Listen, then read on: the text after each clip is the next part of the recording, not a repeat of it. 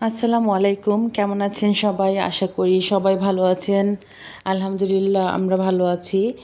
আজকে নুসাইবার বাবাকে সাথে নিয়ে চলে আসছি জুরাইনের একটি অ্যাপেক্সের শোরুমে। এখানে কিছু জুতা কেনার দরকার ছিল, নুসাইবার জুতা, আমার জুতা আর ওর বাবার জুতা। যেহেতু ওর বাবা কিছু 2-3 দিন পরে চলে যাচ্ছে, তাই ওর কিছু কেনাকাটা বাকি ছিল, তাই সেগুলো শেষ করেছি। আর সবশেষে জুতা কেনার দরকার ছিল, তাই অ্যাপেক্সে ঢুকেছি। নুসাইবার বাবা পায়ে দিয়ে দেখছে, আর এদিকে আমি দেখছিলাম কেমন স্লিপার নেওয়া যায় নুসাইবাকে স্কুল থেকে আনা নেওয়া করার জন্য। কিন্তু সত্যি কথা বলতে আমার কোনো জুতাই ভালো লাগছিল না। খুব আশা নিয়ে এসেছিলাম যে অ্যাপেক্সে হয়তো রাফিউজের জন্য ভালো জুতা পাবো, কিন্তু কোনো ভালো জুতাই চোখে পড়লো না।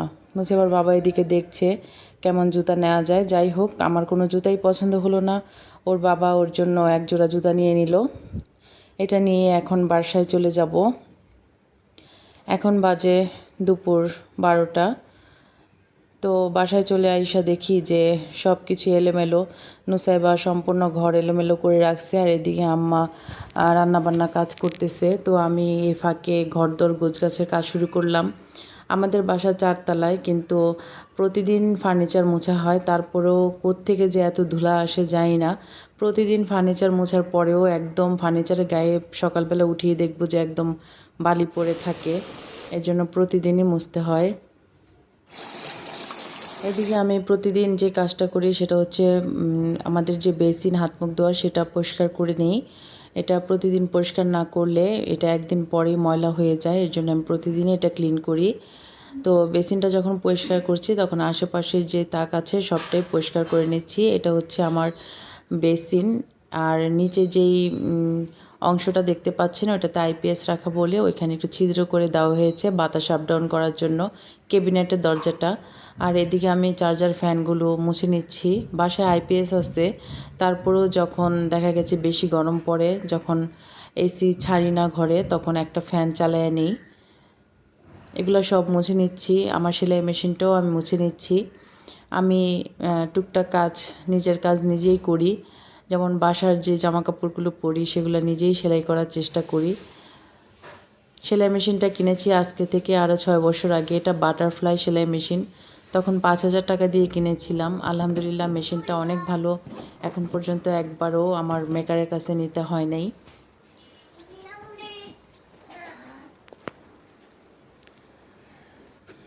যাই হোক, এদিকে ড্রয়িং রুমে এসে দেখি নুসাইবা সমস্ত ঘর এলোমেলো করে রাখছে। মানে এক ঘর ঠিক করতে গেলে আরেক ঘর নষ্ট করে ফেলে। আল্লাহ মাবুদ, ও যে কত নষ্ট করতে পারে! এইখানকার জিনিস ওইখানে, ওইখানকার জিনিস এইখানে। ওকে অনেক বুঝাই, যখন বুঝাই তখন একটু ঠিকঠাক রাখে, আবার এলোমেলো করে। এদিকে মেশিনে কাপড় দিয়ে দিচ্ছি। আজকে কিছু কাপড় জমে গিয়েছিল, মেশিনে কাপড় দিয়ে দিলাম। আমাদের মেশিনটি সিঙ্গার 10 কেজি ওজনের। এটাও মাশাআল্লাহ অনেক ভালো পড়েছে। কাপড় অনেক সুন্দর পরিষ্কার হয়, অনেক সুন্দর। এদিকে আমি চলে এসেছি আমাদের অন্য বেডরুমে। এসে এই বিছনাটা এখন ঠিক করব। আর ঠিক করতে গিয়ে এই তবজিটা চোখে পড়লো। এটা হচ্ছে আমার আব্বা মারা যাওয়ার আগে শেষবারের মতো আমার মাকে কিনে দিয়ে গিয়েছিল গুলিস্তান থেকে। আম্মা বলেছিল আব্বাকে যে আমাকে একটা তবজি এনে দিও, 500 তবজির দিয়ে 500 গণনা করা হয়। এটাই সেই তবজি। দেখে আব্বার কথা খুব মনে পড়তেছে। আর বিছনাটা আমি ঠিক করতেছি। আসলে যত কাজই করেন, যদি ঘর দুয়ার গোছগাছ না থাকে তখন কেন জানি মেজাজটাই গরম থাকে। আর ঘর দুয়ার গোছগাছ থাকলে অন্যরকম একটা শান্তি অনুভূতি হয়। আম্মা এদিক দিয়ে যেহেতু রান্নাবান্না করতেছে, তাই আমি ঘরের সমস্ত কাজগুলো করে ফেলতেছি। বিছনাটা ঝাড় দিয়ে এদিকে আমি সব কিছু আশেপাশের ধুলাবালি ময়লা পরিষ্কার করে নিচ্ছি। নুসাইবা শুধু এসি রিমোট নিয়ে চাপ দেয়, এর জন্য রিমোটটাকে লুকায় রাখলাম ওয়ারড্রোবের ড্রয়ারের ভিতর। আর থাই গ্লাসটা লাগিয়ে দিলাম, কারণ মেশিন চালু করলে নুসাইবা যে মেশিনের যে সুইচগুলো আছে ওগুলো টিপ দিয়ে নষ্ট করে দেয়, এর জন্য আমি থাই গ্লাসটা লাগিয়ে দিলাম। এটা আমার বাবার রুম, এই বিছানায় আমার বাবা থাকতেন। আর এটা হচ্ছে আমার বেডরুম। এই ঘরটাও গুছিয়ে রেখে গেছি। সকালবেলা ঘর গুছানোর পরে 2 ঘরের দরজায় আমি লাগিয়ে দিই, নুসাইবাকে ড্রয়িং রুমে খেলতে দিই, নয়তো সব কিছু এলোমেলো করে দেয়। আর বিকেলে নাস্তার জন্য এখানে আমি নুডলস রান্না করে রাখবো। নুসাইবাকে বিকেলে আমি নাস্তা দিই, সেই জন্য দুপুরবেলায় নুডলসটা রান্না করে রাখতেছি, কারণ ও একটু পরে যখন দুপুরে খাওয়া দাওয়া করে ঘুমিয়ে যাবে, বিকেলে উঠলেও ওকে আমি নাস্তা দিব, সেজন্য এটা করে রাখছি। টমেটো, গাজর আর ডিম দিয়ে আজকে নুডলসটা রান্না করব। এভাবেই রান্না করলে আমার কাছে ভালো লাগে, নুসাইবাও খুব ভালোবাসে এইভাবে রান্না করলে। এই গরমে কিচ্ছু ভালো লাগে না, কোথাও যেতে ভালো লাগে না। নুসাইবাকে স্কুল ঠিকমতো এখন নেওয়া হচ্ছে না, একদিন গেলে আরেক দিন নিচ্ছি না। আসলে আগে বাচ্চা সুস্থ থাকলে স্কুলে যাওয়া হবে। আর যে প্রচণ্ড গরম, 41-42 ডিগ্রি তাপমাত্রা, এই গরমে সাহস হয় না। আর প্রচণ্ড ঘেমে যায়, প্রচণ্ড ঠান্ডার সমস্যা ওর। এখনও কাশি আছে, সেজন্য একদিন নিলে আরেকদিন নেই না। মানে এখন চিন্তা করতেছি যে সপ্তাহে 3 দিন ওকে স্কুলে নিয়ে যাব। যেহেতু 5 দিন স্কুল, সপ্তাহে 3 দিন নেব। আর যদি বৃষ্টি হয়, গরমের মাত্রাটা কমে যায়, তাহলে আবার আগের মতোই স্কুলে নিয়ে যাব। আসলে আমাদের সবারই উচিত এই গরমে একটু সচেতন থাকা, বিশেষ করে বাচ্চাদের ক্ষেত্রে আর বয়স্কদের ক্ষেত্রে। তাদের অনেক কষ্ট হয় এই গরমে।